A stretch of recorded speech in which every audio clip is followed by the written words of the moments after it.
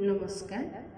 আজিৰ পাঠ্যক্ৰমত মোৰ পাঠ লৈ আহিছোঁ ৰমন্যাসিক কবিতাৰ উপাদান, লগতে চন্দ্ৰকুমাৰ আগৰৱালাক ৰমন্যাসিক কবি হিচাপে বিচাৰ কৰক তেওঁ বিন বৰাগী কবিতাটোৰ জৰিয়তে, বা ৰমন্যাসিক কবি হিচাপে তেখেতক বিশ্লেষণ কৰক। এতিয়া ৰমন্যাসিক কবিতা পাশ্য আৰু পাশ্চাত্যৰ মিলনৰ ফলতে জন্ম হৈছিল।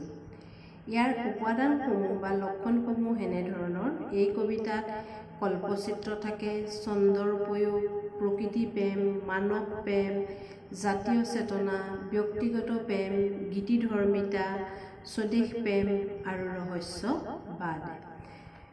এতিয়া চন্দ্ৰকুমাৰ আগৰৱালাক ৰমন্যাসিক কবি হিচাপে আমি বিশ্লেষণ কৰিবলৈ গ'লে প্ৰথমে আমি ক'ব লাগিব চন্দ্ৰকুমাৰ আগৰৱালা এগৰাকী ৰোমান্টিক কবি আৰু বা ৰোমান্টিক কবিতাৰ জনক।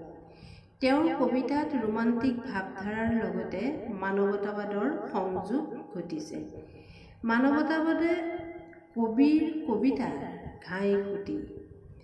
দেৱতাৰ পৰিৱৰ্তে মানুহৰ আবাহন তেওঁৰ কবিতাত দেখা যায়। লগতে মানৱ প্ৰেমৰ লগত দেশপ্ৰেমৰ সংযোগ স্থাপন ঘটিছে। ইয়াৰ উপৰি বিশ্ব প্ৰকৃতিৰ চিত্ৰও তেওঁৰ কবিতাত প্ৰতিফলিত হোৱা দেখা যায়। তেওঁৰ কবিতাত যেনেকৈ দাৰ্শনিক গুৰুগম্ভীৰ সুৰ শুনিবলৈ পোৱা যায়, তেনেকৈ লোকগীতৰ সুৰো শুনিবলৈ পোৱা যায়। এতিয়া বিন বৰাগী কবিতাটোলৈ আহোঁ। বিন বৰাগী সমাজৰ এখন সুস্পষ্ট চিত্ৰ অংকন কৰিছে। ধনী দুখীয়া, উচ্চ নীচ, বলি নিৰ্বলি পাৰ্থক্যই কেনেকৈ সমাজৰ একতা বান্ধোনত বিভেদৰ সৃষ্টি কৰিছে, সেয়া কবিতাটোত প্ৰতিধ্বনিত হৈছে। সুদীৰ্ঘ এই কবিতাটো, মানে দীঘল কবিতাটো, বহু দীঘল, আপোনালোকে পঢ়িলে গম পাব। সুদীৰ্ঘ এই কবিতাটোত পৃথিৱীৰ পৰা শোষণ নিষ্পেষণ দূৰ কৰি এখন মংগলময় ৰাষ্ট্ৰ সৃষ্টি কবিয়ে কৰিব বিচাৰিছে। তাৰ বাবে কবিয়ে তেওঁ প্ৰাণৰ বিনত দুখ আৰু বিদ্ৰোহৰ সুৰ তুলিবৰ যত্ন কৰিছে বা চেষ্টা কৰিছে। বিনখনি তেওঁ সংগীতৰ প্ৰতীক হিচাপে লৈছে। কবিয়ে আশা কৰিছে বিনৰ মাজেৰে তেওঁ অন্তৰৰ সুৰ প্ৰতিধ্বনিত হৈ জগতৰ সকলোৰে মাজত বিয়পি পৰক। বিনৰ জংকাৰে দীন দৰিদ্ৰৰ প্ৰাণতো মধুৰ কল্পনাই পাখি মেলক। কবিয়ে আশা কৰিছে দুখীয়া দীন দৰিদ্ৰৰ প্ৰাণতো যেন বিনৰ সুৰে সুৰত মানুহৰ কল্পনাই পাখি মেলক, মানে পোখা মেলক, মানে কল্পনাৰ সৃষ্টি হওক। কবিয়ে উপলব্ধি কৰিছে পৃথিৱীত দৰিদ্ৰজনৰ কথা শুনিবলৈ কাৰোৰে আহৰি নাই। সকলো স্বাৰ্থত বন্দী। মানুহৰ অন্তৰৰ নিবিত কোণত এক অসীম তৃষ্ণা সদায় শুই থাকে।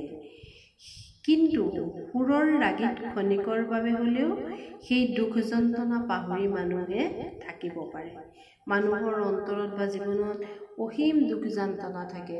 সুৰ শুনিলে মানুহে গীতৰ সুৰ শুনিলে মানুহৰ কি হয়, সেই দুখ যন্ত্ৰণাৰ ৰাগীৰ পৰা আঁতৰি আহিব পাৰে, মানে অন্তৰত কল্পনা বা আশাৰ সঞ্চাৰ হয়।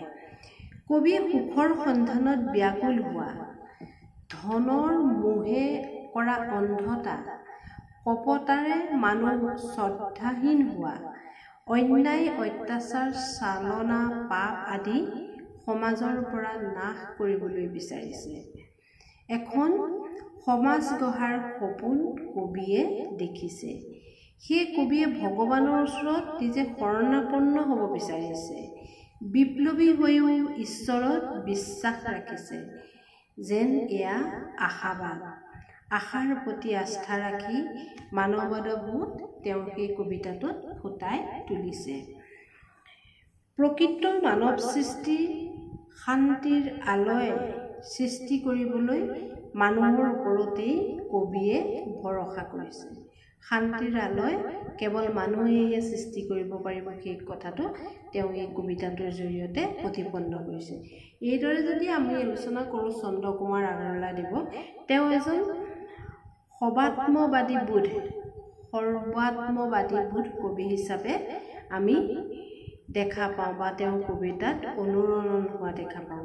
এফালে মানৱ প্ৰেম, আনফালে আধ্যাত্মিক দৃষ্টি, আকৌ আনফালে সমাজক নিকা কৰি উজ্জ্বল কৰি তোলাৰ হেঁপাহ পুহি ৰখা দেখা যায়। নিঃসন্দেহে বীণ বৰাগী এটা উচ্চস্তৰীয় মানৱতাবোধ থকা বা মানৱতাবাদ প্ৰতিফলন হোৱা এটা কবিতা বুলি ক'ব পাৰে। এইখিনি কথাৰ পৰাই আমি চন্দ্ৰকুমাৰ আগৰৱালাদেৱৰ ৰমন্যাসিক বা বীণ বৰাগী কবিতাটোৰ মূল কথাখিনি বা মূল ভাৱটো আমি লিখিব পাৰিম। লগতে ৰমন্যাসবাদৰ লক্ষণকেইটাও মই প্ৰথমে কৈ দিছোঁ, আপোনালোকে এইখিনি চালে চন্দ্ৰকুমাৰ আগৰৱালাৰ ৰমন্যাসবাদৰ বিষয়ে লিখিব পাৰিব। ধন্যবাদ।